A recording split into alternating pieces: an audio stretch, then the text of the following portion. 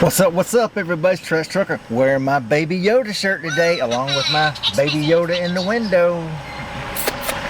Anyway, I'm on day number 2 of my Salt Lake City run, pickup number 2, so I'm loading here. I'm finally back to the dock, so stay tuned and we'll see how it's going.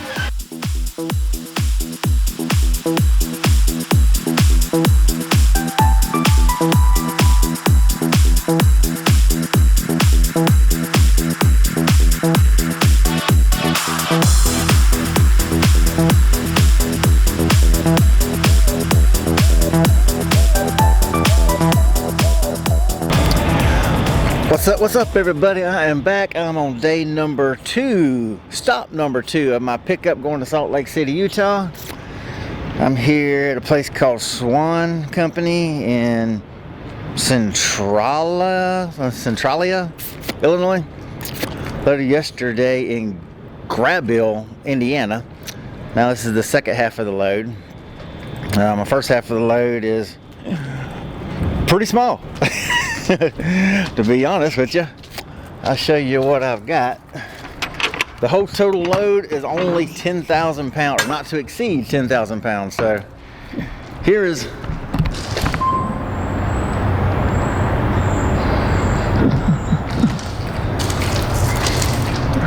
the first half. So of course you can see there's hardly anything in it. It's pretty low, pretty empty. Like I say, this is going to be a good light load. It's got a maximum of 10,000 pounds on it, so that's cool. One thing that's not cool is I called yesterday, couldn't get a hold of couldn't get a hold of anyone in shipping and receiving. No matter what time I called, I couldn't get a hold of anybody in shipping and receiving. So I talked to customer service. They said they had no truck parking. Well, I get here, I check in. I knew I should have left a few minutes earlier than what I did. I had to park. So they said there's no truck parking. I couldn't really see another place to park. So I parked 19 miles away at a Walmart with truck parking. So I parked there and got here this morning, pulled up right behind another truck. Oh, that was disappointing. Go in there and check in. She said the guys aren't playing nice. She's like, the guy just checked in right before you. He just took the last open dock, so it's going to be about an hour before we can get to you. The reviews I saw in this place said, you know, they're pushing it. Sometimes you're here 3-6 hours. Well, I've got to get to a certain spot today in order to make it the rest of the way tomorrow to Salt Lake City so I can get a reset in Salt Lake City. I deliver at 8 a.m. in Salt Lake City, but it's 1,280 miles, so I've got to get at least 10 driving hours today on it in order to make it there. So I've only got 3.5 hours, actually 3 hours, that I can be here because of time with, gotta take a 30-minute break. I know I'm gonna have to get fuel again. I've got to stop at Oak Grove, Missouri at the Petro there. I've already called. I need a new center panel on my lights because when I was doing an inspection, which a lot of people don't do,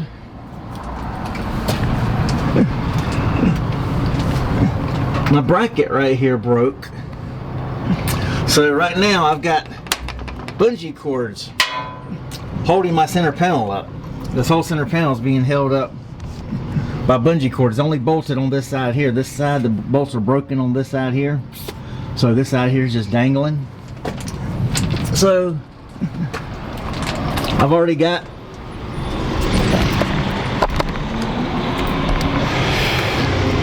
so I've already gotten with the chrome shop there at the Oak Grove there. It's the Iowa 80 chrome shop. So I've already got them. They've got the center panel with the mud flap hangers that I want. There's the clear lenses with the amber lights. Got the underglow kit and all that. So I've already called. They've got those. Called the other day because I was trying to decide between the Effingham Chrome Shop in Effingham, Illinois, they had a set that had the like mirage effect lights, or they had a kit in Oak Grove, Missouri Chrome Shop there at the Petro. They had the ones that had more lights in it, underglow lights, like 5 underneath it, 2 on each end of the mud flap, which is what I'm referring to is, like I put one in here myself. They've got 2 lights in there. On the center panel here, they've got 3 running down the side. Of course, they've got their 2 lights here. They got the 5 lights there, but then they've got 5 more underglow lights underneath shining down on the road. So I got with the missus and she said, heck yeah, go for that one. So I got to get to Oak Grove. So that's time that I have to stop and take on today's run, because that's on my way today. Tomorrow's not going to be as bad a day because I got 14 hours. I'm just going to be fighting the driving time tomorrow. But today I'm fighting the 14-hour clock, because I need to get at least 10 driving hours in order to make it to that point to where it's 11 driving hours tomorrow. So either way, that pushes it. But as what stinks, as I'm fixing to show you here, when I called, going back to my original train of thought here, when they told me that they didn't have a place to park at here, what customer service said, and I couldn't ever get a hold of anybody shipping and receiving, they told me to come. There's a lot across the street from the railroad tracks. That's where I'm loading at, right over there. You see 2 black trucks. I'm pulling in one of those docks. But this is the lot they told me to come park at. Look at that right there. Truck parking. See that pole right there, the yellow one? That one says truck parking on it too. Look at this freaking lot right here.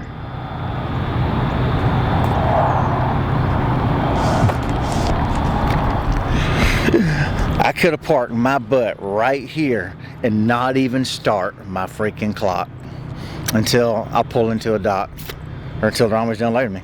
I could have just creeped right on over to it. So this is one of the downsides in trucking when you're fighting the E-log. If you're on paper logs, I can assure you a paper log person would have parked here if they would have known, and they would not start their log until they are freaking, till they go in there and say, okay, we're ready, come do paperwork. And then count the 5, 10, 15 minutes to do paperwork, pre-trip truck. So now my clock is started, so now I'm hosed. So this is where it really sucks being on E-log. So anyway, that's how it goes. We do what we can, we do what we do. So this is it, y'all. Hopefully I can make it good. Hopefully I can get to Salt Lake City tomorrow to get a reset. I'd hate to have to stop early and do a reset because there's really nowhere to stop, and really nothing in between Wyoming and Salt Lake, except for a couple little nothings. And I like to do it there actually at the customer, because I can actually get to the customer and park at the customer and drop the trailer at the customer and fix my center panels and change all that out, and then drop the trailer, run to the truck stop, come back and hook up to it, and then be waiting on them when they come in Monday morning. So they've got area where I could actually drop the trailer. So that sucks, because I'm trying to get there, y'all. Hopefully I can make it, y'all. But that's how my day is going on this load, day number 2, and we will holler at y'all later. Peace out, y'all. Don't forget to give Jesus Christ, the God and God Almighty, the praise, the glory for allowing you to wake up, y'all. Peace out.